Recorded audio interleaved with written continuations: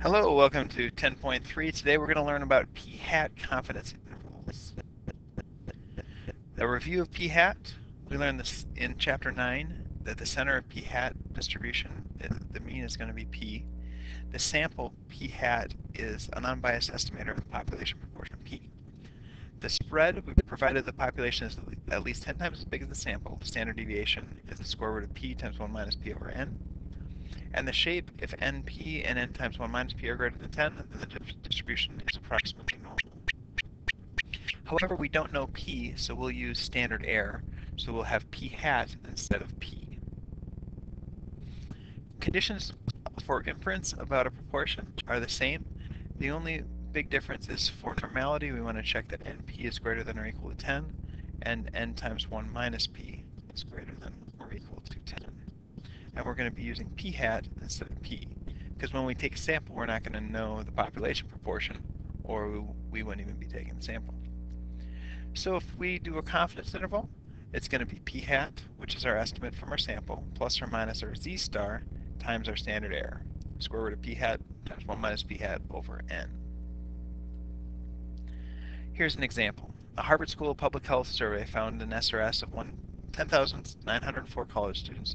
2,486 of them admitted to frequent binge drinking. Construct a 99% confidence interval for the proportion of undergraduates who admit to frequent binge drinking. So our parameter is the mean proportion, or we want to find the proportion P of undergraduates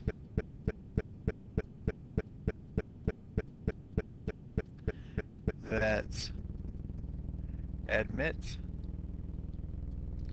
to frequent binge drinking.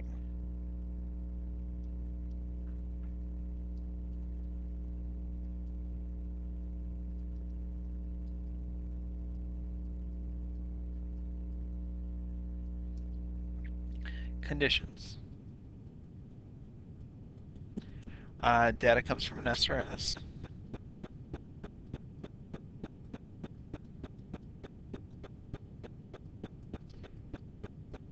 So the SRS is done. Data is approximately normal because NP and n times P is greater than 10.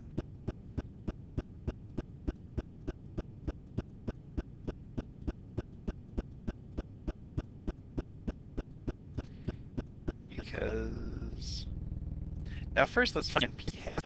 P hat is going to be 2,486. 2,486 divided by our total 10,904. So our p hat is 0.227. So let's just say about 0.23. So we know 10,904 times 0.23. That's greater than 10. And we know 10,904 times 0.77 is also way greater than 10. So that'll say that that is approximately normal. Data have independent observations. Independent observations.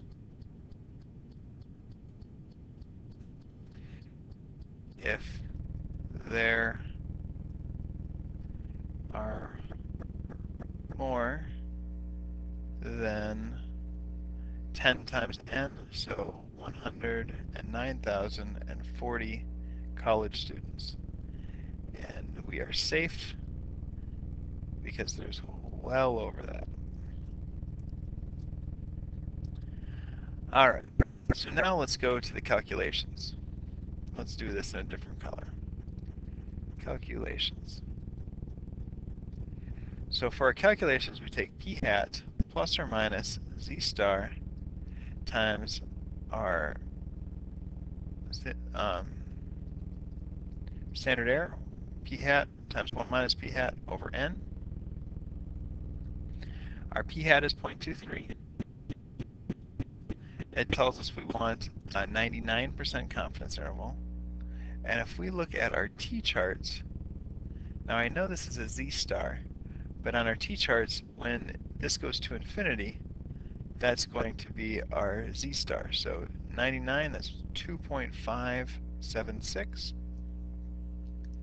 So plus or minus 2.576 times the square root of 0.23 times 0.77 all over the square root of 10,904. So when I do the right side, 0.23 times 0.77, divide it by 10904, square root that answer, that's 0.004. I'll multiply that by 2.576. So this would be 0.3 plus or minus 0.01. It's 0.010, so that's good. So we'll go from 0.22 to 0.24. So our interpretation,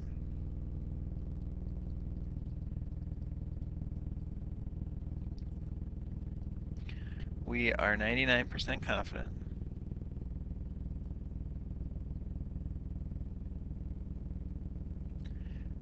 that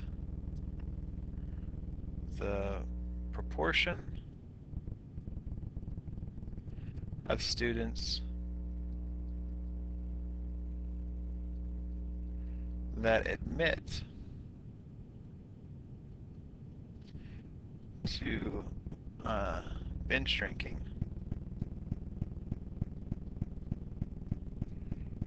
is between 0.22 and 0.24. All right, that's an entire confidence interval. Now here's another one. In 2004, Gallup Youth Survey asked a random sample of 439 U.S. teens aged between 13 and 17 whether they thought young people should wait to have sex until marriage.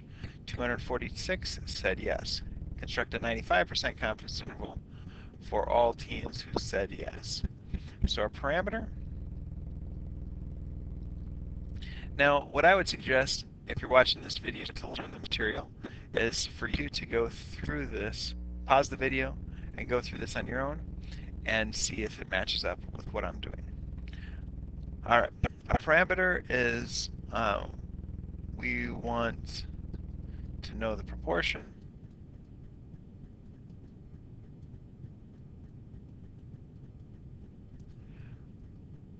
of teens 13 to 17 that feel that people should wait to have sex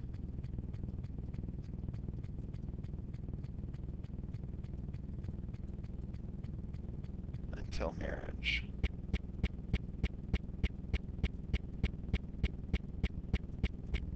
All right, the conditions. Does this come from a random sample? So we can say data comes from a random sample.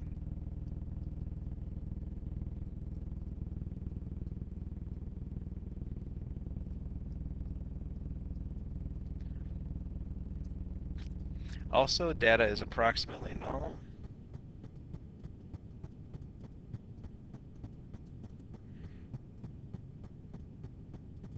Because NPU, N is 439. We haven't done our p hat yet. P hat will be 246 over 439, which is 0.56. So 439 times 0.56, that's greater than 10. And 439 times 0.44 is also greater than 10. So it's approximately normal. Observations are independent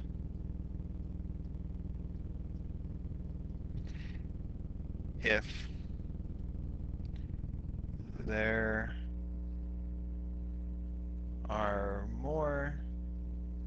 than 4,390 teens.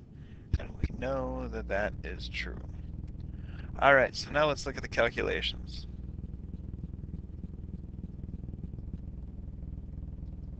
So our p hat, we said was 0.56. So we'll take 0.56 plus or minus our z star. I think we said 95% confidence interval, which is right. So that z star is 1.96. Multiply that by our square root of 0.56 times 0.44 divided by n, which is 439. I'll do this right-hand side, 0.56 times 0.44 gives us 0.2460 divided by 439, gives us a small number, square root that, we get 0.02, multiply that by 1.96, and you get 0.04. So it's 0.56 plus or minus 0.046, so almost 0.05. So that means that the true mean, let's say 0.05, so it's going to be between 0.51 and 0.61. So for our interpretation,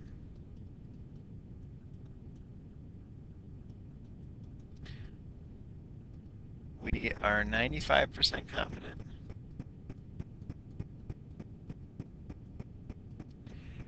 that the proportion of teens that think people should wait for sex until marriage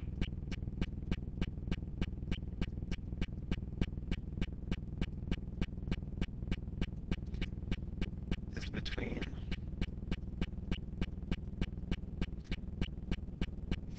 0.51 and 0.61. All right. So if we want to figure out our sample size, our m has to be bigger than our standard error from before. So this is the formula that we'll use if we want to find out the sample size, or the n, for the situation. Here's an example of this. A company received complaints about their customer service. They intend to hire a consultant to carry out a survey of its customers. Before contacting the consultant, the company wants some idea of the sample size that they will be required to pay for.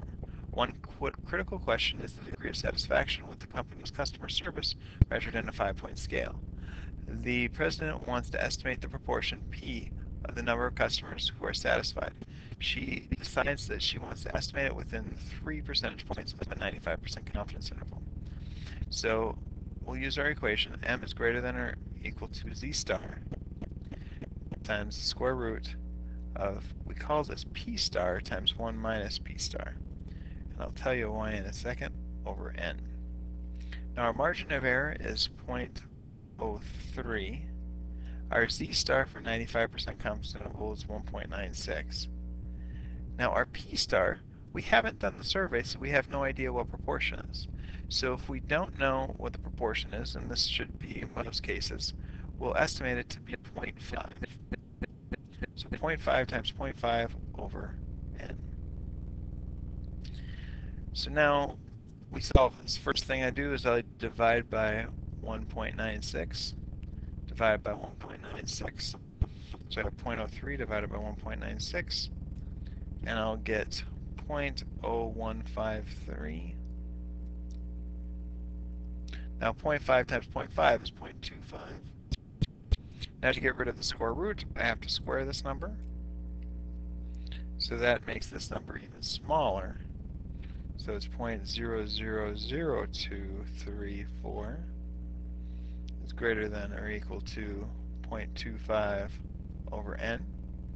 So now I multiply n on both sides. And now I divide the long decimal from the 0.25. So n is greater than 0.25 or 0.000234. 0.25 divided by that answer, I have n has to be greater than or equal to 1067.1. So next number above that is 1068. So this is the number of people required in order to get the margin of error where we want it to be. All right, here's the homework. Good luck.